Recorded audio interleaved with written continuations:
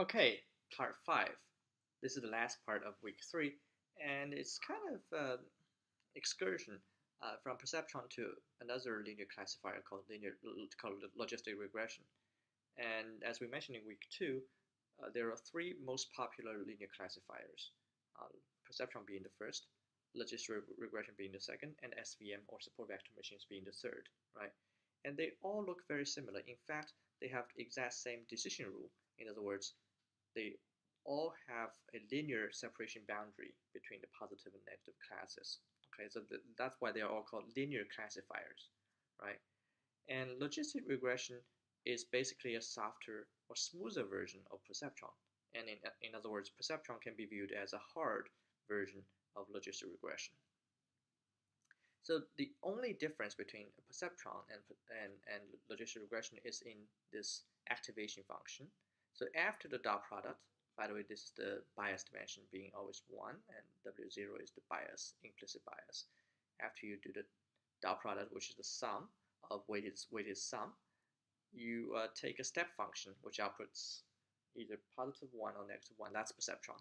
If you replace that step function by a smoother step function, also known as a sigmoid function or logistic function, which is sigma of x being 1 over 1 plus e to the negative x, that function effectively converts any number on the x-axis to some number between 0 and 1. Okay, so any number from negative infinity to positive infinity mapped to a probability or a number between 0 and 1. That's how it can have a probabilistic interpretation or a probabilistic output.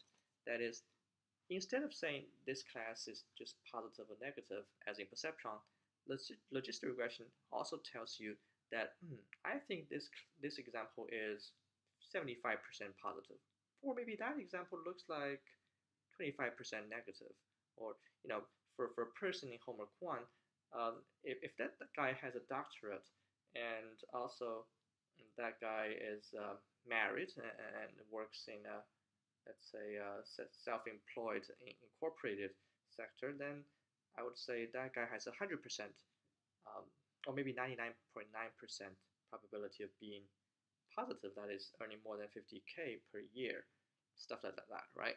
So being able to output a probabilistic kind of number makes a lot more sense than just being positive negative.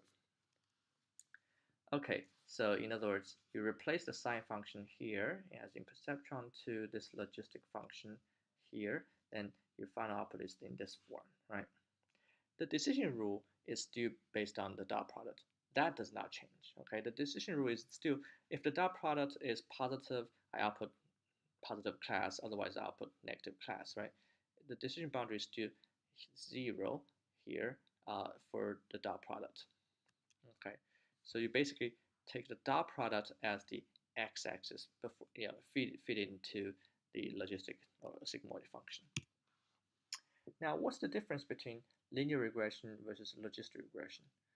Well, linear regression is kind of regression, right? So the output is a real valued number, a scalar number, whatever, between negative infinity and positive infinity. And let's say you have only one input feature, and that's the typical class of 1D linear regression. And if you have two input features, and that's 2D linear regression, where you would fit a plane to a set of points. Now in 1D or one feature, if you do logistic instead of linear regression, your output is up or y label is 0 or 1, okay? 0 being negative class, 1 being positive class, okay? Instead of any kind of possible number, between, let's say, negative infinity and positive infinity, as in linear regression. So in linear regression, really, it's really like regression. The output can be anything. It can be, any scalar number. Logistic regression, the output can only be two kind of values, 0 or 1. So that's why logistic regression, even though it's called regression, it's actually a classifier, okay? So don't think of logistic regression as a regression tool. Well, it is a regression tool, but it's not used as regression tool in practice. In practice, people always use it as a classifier. Okay, so you do logistic regression on this kind of two class data set, and you got this line, right? So if you do linear regression, you got this line, which is kind of okay, but clearly this logistic function is better, and we'll explain more detail on the next slide. If you have two features, then you have a two-dimensional logistic regression. Then you fit a kind of a curved plane, a manifold, onto this two-class data set. Okay, so we summarize the difference here, right? Now, why using logistic instead of linear function to do classification? Well, in fact, linear regression can still be used, can also be used as a classifier, but it's actually a bad choice because it can cause misclassification because linear classifiers are easily dominated by distant points. What do I mean? Okay, let's look at this data set. Okay, linear regression would use this line here, and logistic regression would use this curve here, right? So here, the decision boundary is separated here. So whenever the line hits 0.5, okay, because bigger than 0.5, that means you have more probability. It's more probable to be the positive class. I would output positive 1, right? Otherwise, I would output negative class. So decision boundary is here. In 1D, that is 0. That's fine, right? So I don't have any misclassification. But imagine that I move all these points to the right, okay? 3 points to the right, to some very, very far away place. Now I fit linear regression again. I will get this curve, okay? It's totally dominated by these 3 points. Now what it would affect is that the new decision boundary is somewhere here, right? Somewhere, closer to 10, right? That means this example, training example, will be classified as blue, okay, because it's to the left of the decision boundary, so that's a misclassification. Now, a logistic function would not care, right? So the logistic function would just be, 1 anyways for these distant points, so it does not care at all. All it cares about is something in between, right? It would focus all this energy on those kind of, boundary cases, right? And that's actually the most difficult cases. So we focus mostly here, right? So that's why we use logistic instead of linear regression to do classification.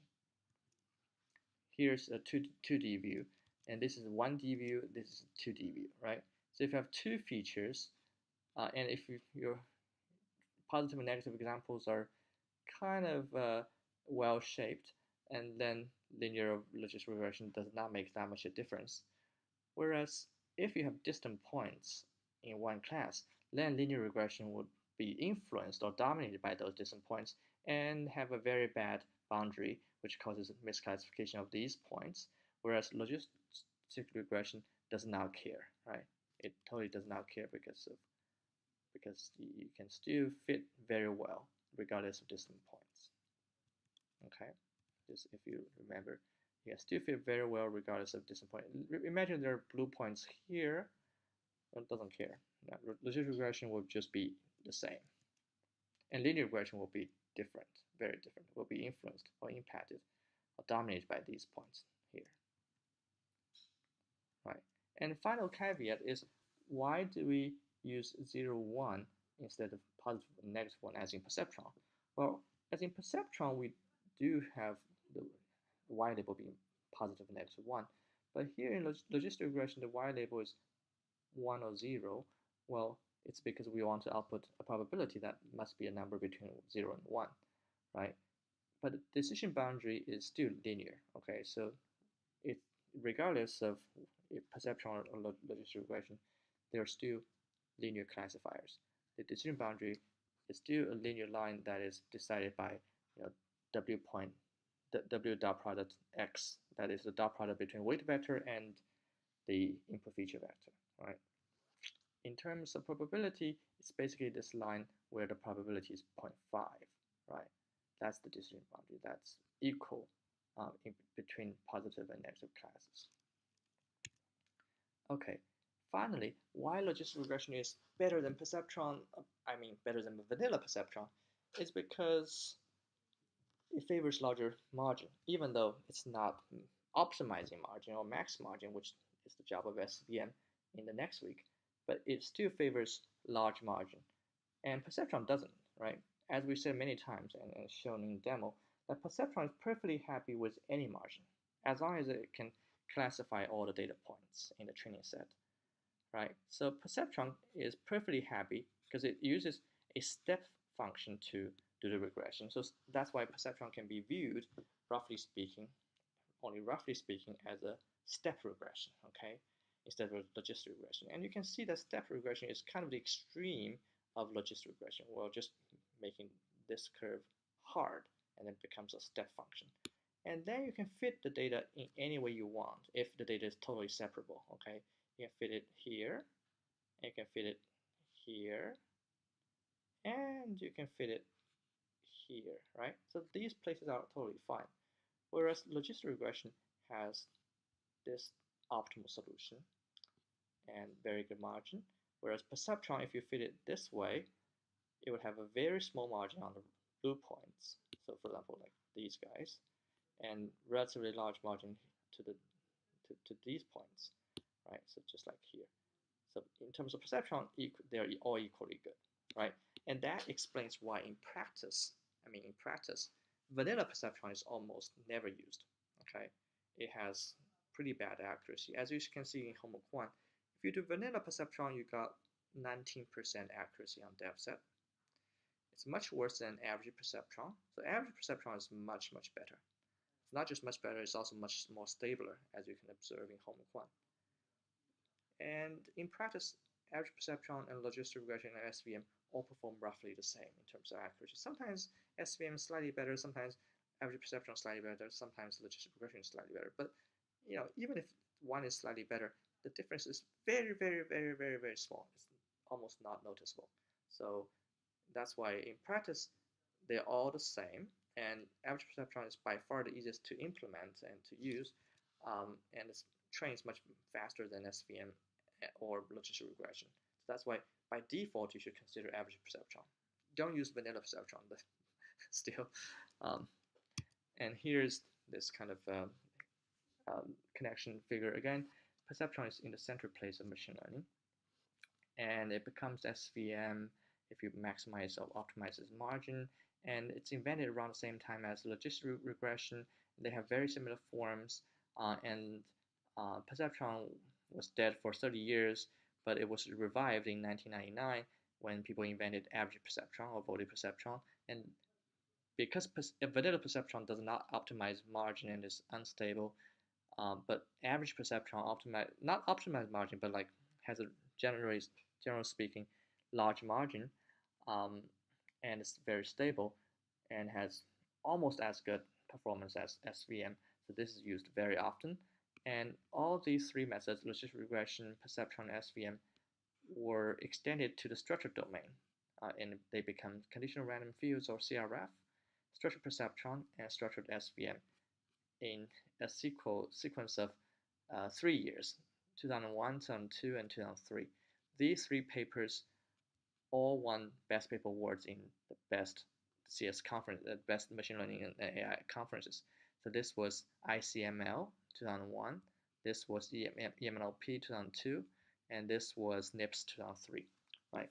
So these 3 years were the best years for structured prediction, and we will be talking about these three algorithms, structured prediction algorithms, after midterm. So before midterm, we'll be talking about stuff like here, including kernels here, mostly here. After midterm, we'll be talking about stuff here that is more advanced in structured prediction domain. And last week, we'll be talking about deep learning, which is just multi-layer perceptron, right?